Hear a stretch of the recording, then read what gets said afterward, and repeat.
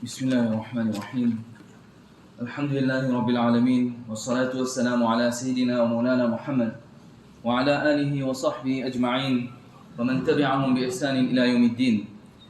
فقد قال الله تبارك وتعالى في القرآن المجيد والفرقان الحميد بعد أعوذ بالله من الشيطان الرجيم بسم الله الرحمن الرحيم يا أيها الذين آمنوا اتقوا الله وكونوا مع الصادقين.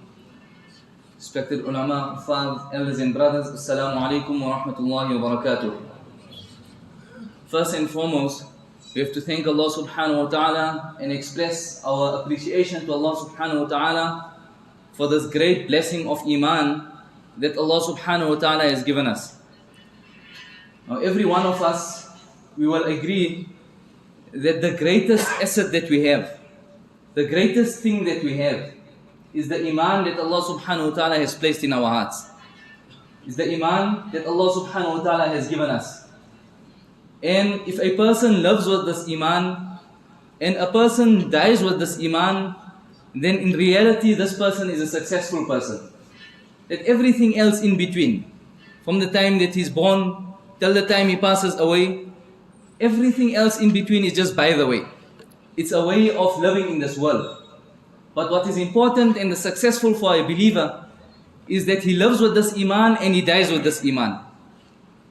And with regards to the disbelievers, that if they do not die with iman, if Allah subhanahu wa ta'ala does not guide them to iman, and they die without this iman, that in reality this person is an unsuccessful person. Allah ta'ala protect us. The lowest believer, the person who has the minutest atom of iman, just a little iman in his heart, even though he may have deficiencies in his actions, even though he may have shortcomings, even though he may sin, there will be a day where Allah subhanahu wa ta'ala will enter him into paradise. There will be a day when this person will enter into Jannah. Even though this person may have to go through a purification process in hellfire, but he believed in Allah subhanahu wa ta'ala. There will be a day where Allah subhanahu wa ta'ala will remove him from hellfire after he's been purified, and he will enter into Jannah. But a disbeliever, a person who has no iman, even though he has the greatest of qualities, and we see many non-believers, they have amazing qualities. Some of them are very charitable, some of them have such good akhlaq, some of them even treat the animals well, some of them outwardly, the display of their character can be seen, such good character. But if they die without iman, then this person is an unsuccessful person. This person will be forever and ever in hellfire. Now, even the lowest believer, a person who has the least iman, if he has to walk out of the masjid today, and a person from the missionary has to come to him, Jehovah's Witness, or whoever it may be, any sort of missionary comes to him and tells him, I'm inviting you towards something else. That the person who has the lowest form of iman is telling him, I'm not interested in what you have to offer. I'm not interested in what you have to offer. I have iman. I have Islam. Allah subhanahu wa ta'ala keep us steadfast. Keep this iman in us. But he will reject an open invitation to kufr, to disbelief in Allah subhanahu wa ta'ala. Why? His iman is something which is very valuable to him. It is something which is extremely beloved to him. So shaitan knows this, that he cannot come to a believer and attack him head on.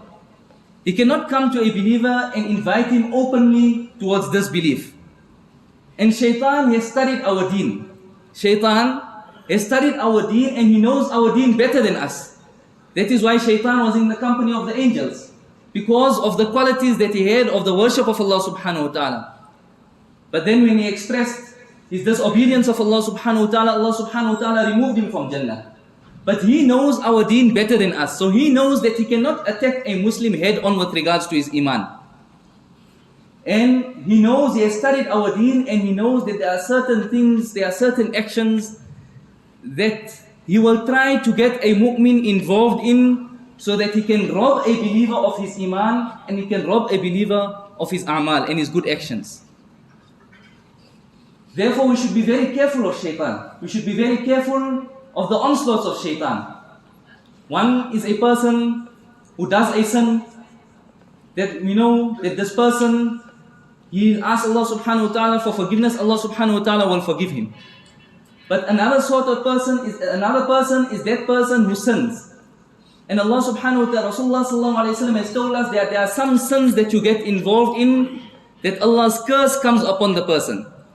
And Rasulullah sallallahu alayhi wa sallam's curse comes upon the person. And when Allah subhanahu wa ta'ala's curse comes upon a person, then this person is distanced from the mercy of Allah subhanahu wa ta'ala. This person is distanced from the mercy of Allah subhanahu wa ta'ala. In a lengthy hadith, Rasulullah sallallahu alayhi wa sallam once told the Sahaba that none of you will enter into paradise with your actions. None of you will enter into paradise with your a'mal, with your good actions. Every one of you will enter into paradise through the mercy of Allah subhanahu wa ta'ala. So Sahaba asked, "Oh Rasulullah, even you will enter only into Jannah with the mercy of Allah subhanahu wa ta'ala?" Nabi sallallahu alayhi wa sallam said, "Yes, even me. Yes, even me." Now what does this mean? This means that when a person has the mercy of Allah subhanahu wa ta'ala, Allah subhanahu wa ta'ala will divinely guide that person to carry out good deeds. Allah subhanahu wa ta'ala will divinely guide him to carry out good deeds. So this is the mercy of Allah subhanahu wa ta'ala. And when the person does not have this mercy from Allah subhanahu wa ta'ala's side, then this person automatically will be distanced from good deeds. So the consequence of a person not having this mercy from Allah subhanahu wa ta'ala is that you will find in this world that this person won't be doing many good a'mal. And the reality of a person having this mercy of Allah subhanahu wa ta'ala is he will do many good deeds. And this is the mercy of Allah subhanahu wa ta'ala, and this will enter him into paradise. So shaitan knows this very, very well. That if I take a person away from the mercy of Allah subhanahu wa ta'ala, and I get a person involved in those actions which bring the curse of Allah subhanahu wa ta'ala, then I will be successful. Then I will be successful. So it's not a head-on challenge from shaitan. It's not a head-on challenge from shaitan. So there are certain actions which are there that Allah's la'nat is on it, Allah's curse is on that action, on the person who does that action. And Rasulullah sallallahu alayhi wa sallam's curse is on the person who does that action. Example, we're living in South Africa, and we know security is a problem. Risk is a problem. So we will beef up our security. At home, we will have a perimeter wall. On this wall, perhaps, we will have an electric fence. On the inside of the house, we will have beams. On the windows of the house, we will have burglar guards. Inside, we will have an alarm system or sensors. That if there's any breach in the security system, immediately the alarm will trigger. Immediately, the alarm will trigger. So how can a person, if we have so much concern of our dunya, with regards to our deen and our akhirah, the moment we breach the law of Allah subhanahu wa ta'ala, the command of Allah subhanahu wa ta'ala, what effect does it have on us? Are we worried that I have breached the command of Allah subhanahu wa ta'ala? If somebody just has to come to that home overnight and snip the electric fence, that thief did not get in, but he cut the first line of defense. The next morning, the family of that home gets up, they see that the electric fence has been snipped. How concerned do the people of that home become? Everyone is worried that someone tried to enter into our home. Before giving you a cup of tea, the wife will already tell you to phone the security company. They must come and repair the electric fence. And on your way to work, you'll get another 10 calls that it must be sorted out today, because there's a possibility that they may get into our house. So with regards to our iman, when we have breaches in our iman, when we are sinning, then do we have the same concern that I need to patch up immediately? I need to sort myself out immediately. Or do we have the mentality that no, I'm still reading my salah, I'm still reading the Quran, no big deal, and I carry on with my life. It is just a small thing that I've got involved in. It's just a small sin that I've got involved in. And unfortunately, sometimes our hearts become so rusted, and our minds become so immune to sin that we do not even consider a sin to be a sin. We do not even consider a sin to be a sin. And then a person even goes further and he starts making some statements which takes a person out of the fold of Islam, removes iman completely from his heart. All the while that person himself is still confident that I am a Muslim. That person is still confident that I am a Muslim. And what do we mean by this? How is this possible? Didn't this happen in the best of eras, in the era of Rasulullah sallallahu alaihi wasallam? That there were people who would come to the gathering of Rasulullah sallallahu alaihi wasallam, attend the discourses of Rasulullah sallallahu alaihi wasallam, attend salah with Rasulullah sallallahu alaihi wasallam. Yet Allah subhanahu wa ta'ala mentions in the Quran they had no iman in their hearts. They were in the company of Rasulullah sallallahu alaihi wasallam, read salah behind Rasulullah sallallahu alaihi wasallam, but they had no iman in their hearts. So it's very possible. Allah subhanahu wa ta'ala protect us. One such a sin which we will discuss today, there are many different sins which brings the curse of Allah subhanahu wa ta'ala on us. A sin which has become extremely common is that of lying. That of not speaking the truth. Now how many a times we speak a lie or we do actions which are dishonest, but we do not even consider it to be a lie. And Allah subhanahu wa ta'ala himself in the Quran Kareem has mentioned that my curse is upon the liars. My curse is upon the liars. In today's time, it is so easy to speak a lie. In the old times, you spoke a lie to a person, or you said something which was incorrect to someone. It was very easy to go to that person, approach that person, tell him, brother, what I told you, it wasn't correct. There was some misinformation, there was some lies involved, please do not spread it. Please do not spread it. There was ways of rectifying it. In today's time, with the cell phone, with social media which is there, one of the senior elders of our country says the cell phone is like a hell phone.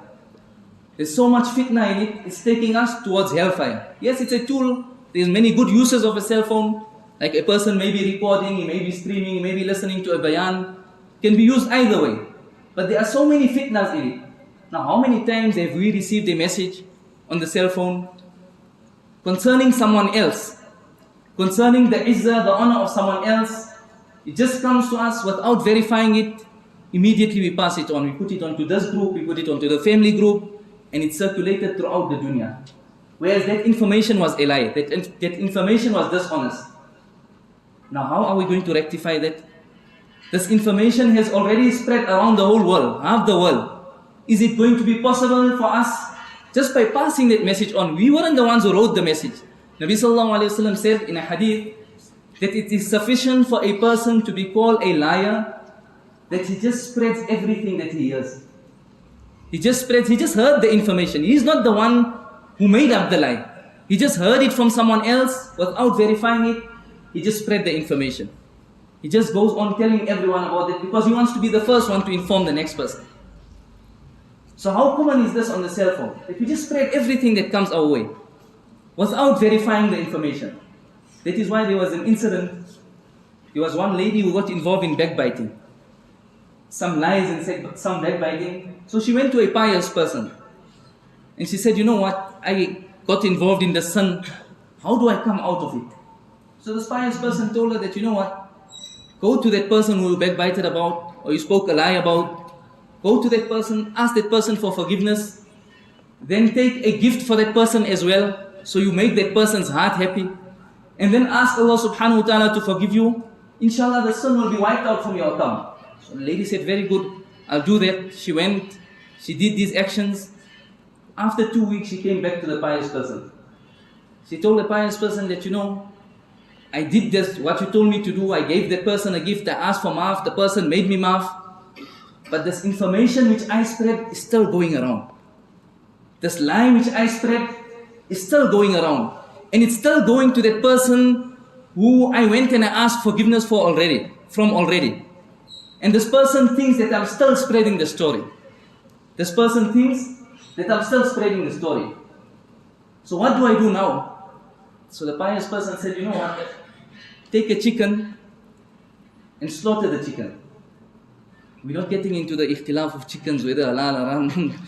Take a chicken, slaughter this chicken, then put it at the four-way stop. Take the feathers, put it at the four-way stop, and leave it there for 2 weeks. And after 2 weeks, you must go back to that stop and collect all the feathers and bring it to me. So the lady said, okay, I'll do that. So she went, she took the chicken, she slaughtered it, she left all the feathers at the four-way stop. After 2 weeks, she came back. She said, oh pious person, I find nothing there. I found 1 or 2 feathers, but nothing besides that. So the pious person replied that the lie that you speak or the backbiting that you have done, there's no damage control for it. There's no damage control for it. Like how you cannot retrieve the feathers, you cannot retrieve those words that you spoke about the next person. Now today, how common it is that we're just ready to take the izzah of the next person. We're just ready to take the respect of the next person. We're just ready to take the honor of the next person. For nothing, for mere gains of this dunya. Just so that you may be the first one who spread the story. Whereas Rasulullah sallallahu alaihi wasallam, in his final sermon, what did he say? He said something to the effect that the life of every believer, the wealth of every believer, the honor of every believer, the respect of every believer, the dignity of every believer is sacred. Do not destroy it. Do not destroy it. Today we get involved in wholesale lying, wholesale destroying the honor of the next person. There's an incident, Rasulullah sallallahu alaihi wasallam mentions in the hadith, that speak the truth even if it's against yourself. Speak the truth even if it's against yourself. Now every one of us, we may, if we ask a question, we say, no, I am truthful. I am truthful. But when push comes to shove, are we really truthful? There was an incident lately, some students in the madrasa, very good boy got involved in the incident. Never lies, always making in the service of his ustads, always learning. Some boys had a vape in the school. And this boy, very honest boy generally, he knew who had that vape. He knew very well who had that vape. And he's very close to all. He's a very good person, very good student, progressing well, excellent akhlaq. But time came, push comes to shove, when he was questioned that, do you know who had this? Whose part did he take? Did he expose his friend or did he take the part of his friend? And every one of us, at some point in our life, we find ourselves in this situation. That am I going to speak the truth even if it's against myself? Is my allegiance with Allah and His Rasul sallallahu alaihi wasallam, or is my allegiance with my family member, with my parents, with my son, with anyone else? Another example happens very often that our child does something wrong in school, principal calls us in, says the child did something wrong. As a parent, do we take on what the principal says that my child was wrong? Or do we now go back to our child, what happened that made you do this? And now we start questioning, and then we go back to the principal and say, no, 2 weeks ago this one said that to him and this one said that to him. That is why my child did this. So speak the truth even if it's against yourself. A beautiful incident in the time of Amirul Mu'mineen, Sayyidina Ali radiallahu ta'ala anhu. He was the Amirul Mu'mineen. He had a shield. And somebody stole the shield from him. So Ali radiallahu anhu now goes out in the marketplace and is looking for his shield. And he sees a Jew selling some shields on the side of the road. He goes to him and he starts looking at the shields. Then he sees one which resembled his shield. So he picks it up and he's looking at it. Then he notices that there are certain marks which he made in a certain battle on the shield. In other words, the shield is his shield. Now who is this looking for his shield? Amirul Mu'mineen, Sayyidina Ali radiallahu anhu, perhaps the first person to accept Islam. He tells that Jew person that, you know what, this is my shield. This is my shield. The Jew person says, no, I bought it and I'm selling it. It's not your shield. So Amirul Mu'mineen, now there's a dispute. That one is saying this, one is saying something else. Sayyidina Ali radiallahu anhu says, come, let's go to the court. Now the Jewish person is going to the court. He's saying, I'm going to this court. The Amirul Mu'mineen has appointed the judge of this court. Sayyidina Ali has appointed the judge of that court. He's the Amirul Mu'mineen. He's the leader. So there's going to be no goodness for me here. And who is Ali radiallahu anhu? Can Ali radiallahu anhu ever lie? He was the first boy to accept Islam. Married to the daughter of Rasulullah sallallahu alaihi wasallam. Not only that, married to the queen of Jannah. Not only that, the father of Al-Hasan wal-Husayn radiallahu anhu. Will he ever speak a lie? No one will even doubt that Sayyidina Ali radiallahu anhu can ever lie, na'udhu billah. So they come to the court in front of the judge. The judge says to Sayyidina Ali radiallahu anhu, "Oh Ali, you're saying that the shield is yours. Do you have any witness?" He says, "I have a witness." So he says, "Who's your witness?" He says, "My son Al-Hasan." My son Al-Hasan radiallahu anhu. The judge looks at him and says, "Oh Ali, do you have something else? You know very well that you cannot have the son as your witness. You cannot have your son as your witness in the court system." Ali radiallahu anhu says, "I have nothing else." The judge says, "In that case, I rule that the shield belongs to the Jew." Sayyidina Ali radiallahu anhu does not debate against the person who is appointed there. If it was us, we'll remove him immediately. He says, you have decided on haqq. You have decided based on the court system. You have decided based on the court system, and I accept your decision. He does not go back to fight with the judge. He does not go back to fight with the Jew. The Jew is looking at this incident happening in front of him. He says, "Subhanallah." He says, "Ashhadu an la ilaha illallah wa ashhadu anna Muhammadan abdu wa rasuluh." Oh Ali, the shield is yours. Oh Ali, the shield is yours. So to speak the truth is something which is very difficult. But if we do it, if we speak the truth, if we inculcate this habit of speaking the truth, then there will only be success for us. People will enter into Islam if we have a disposition of truth. There are many examples we can go into. That, am I speaking the truth with my wife at home? Am I speaking the truth with my wife at home? One alim put it very nicely. He said, the moment our wife touches our cell phone, then we all become athletes like we are in the Olympics. We can hit the highest jump, we can run as fast as we want. For what reason? We are hiding something from our wives. We are hiding something from. How honest am I being to my wife at home? How honest am I being to my workplace, to the times of my workplace? If I'm working under someone in a company, how honest am I on my lunch breaks that I'm only taking that amount of time? The rest of the time I'm spending in work. How truthful I am in the things that I am doing in my life. So truthfulness has to do with our intention. Truthfulness has to do with our actions. And truthfulness has to do with everything that we do in our lives. If we will remain truthful, Nabi Sallallahu Alaihi Wasallam said in a hadith that this person will be saved. This person will be saved. But if you speak lies, then this is destruction for a person. And this is how shaitan will bring a person. Sometimes we wonder why things are not going right in my life. One of the things is that because the curse of Allah subhanahu wa ta'ala is on us because of our lies. The curse of Rasulullah sallallahu alayhi wa sallam is on us because of us speaking lies. Allah subhanahu wa ta'ala protect us. Allah subhanahu wa ta'ala make it such that we always speak the truth. In whatever things that we do, our actions must be the truth as well, and our intentions must also be truthful. And that we always have the disposition of truth. If we have, it is very easy to say, difficult to implement. But if we have this disposition, people will look at us, they will realize that the Muslims are truthful, and they will enter into the fold of Islam. Allah subhanahu wa ta'ala grant us the tawfiq to practice.